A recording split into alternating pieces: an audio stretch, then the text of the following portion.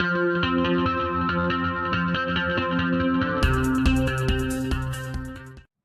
everybody, good morning. I just came out for a nice pre-fall morning bike ride and I stopped here at the Ella Sharp farmhouse. I'm sitting on the side porch and thought I'd make a video for you. So what I wanted to talk to you about today was why I decided to become vegetarian. If you didn't know, I have become vegetarian and I have only recently been so, just since about last December, and it's for a few reasons. When I was in Peace Corps in Morocco was kind of when the first reason started. Meat was really expensive in Morocco, it was really difficult to buy, and it was very different from the meat we are used to.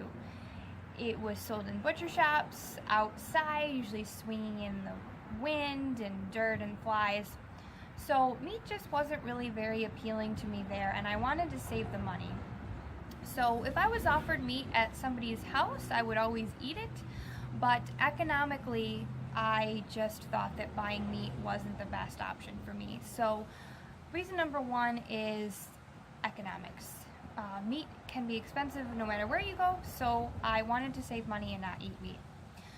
Reason number two came along when I started to watch more documentaries about eating either raw or eating vegetarian, and the more and more documentaries I would see, things like Food Choices and Forks Over Knives, other documentaries like this, just really solidified for me that meat or other animal proteins were not as good as non-meat proteins. So reason number two began for health reasons. So I kept adding reasons for about the past 7 years, but nothing really stuck for me to truly give up meat.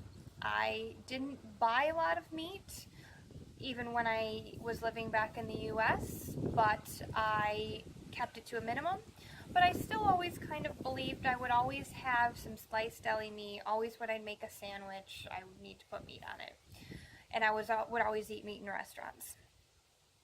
Reason number three came along for environmental reasons, and it was when I started to become more educated on the idea that it costs a lot more natural resources such as water to produce a pound of meat than it does non-meat sources of food such as beans and fruits and vegetables.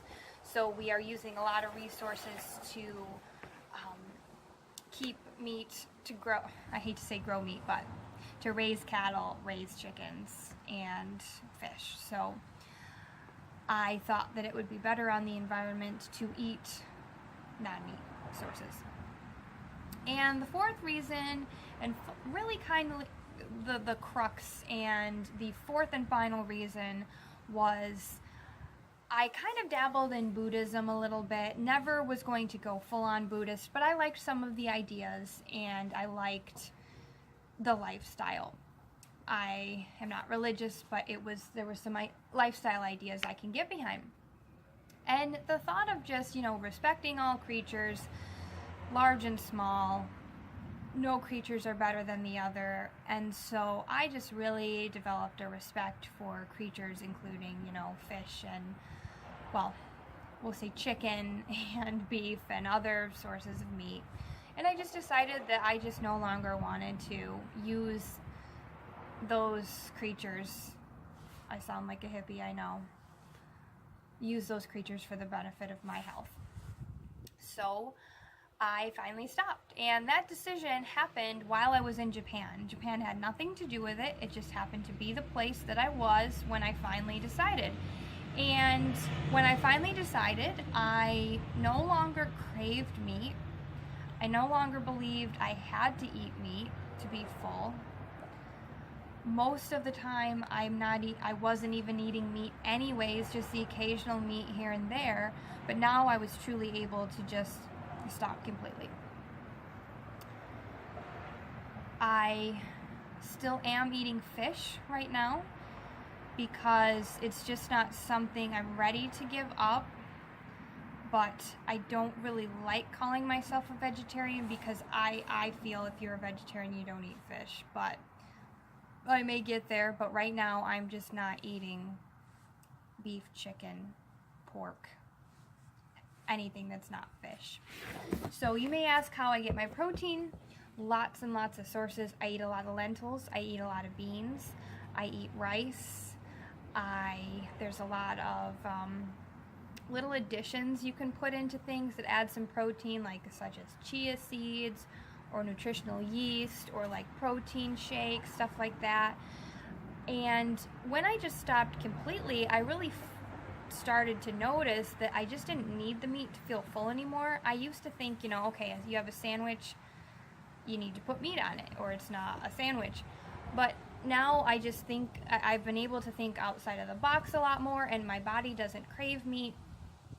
I really don't even want it. So it's maybe like when a smoker finally decides to give up smoking, they don't even crave a cigarette, So I haven't even craved it, but I find a lot of non-meat sources that I'm comfortable with. And I think I definitely save money. I can't really tell because I haven't really bought meat in years, but there's a lot of inexpensive protein sources, eggs. I don't eat a ton of dairy because I am lactose intolerant.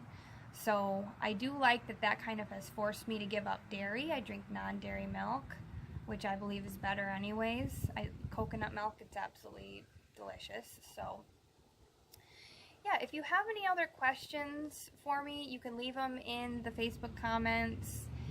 And this is just a decision I was really happy with. I feel good just about the energy that I am putting out, and my body feels good as well. So thank you very much for listening. Talk to you soon.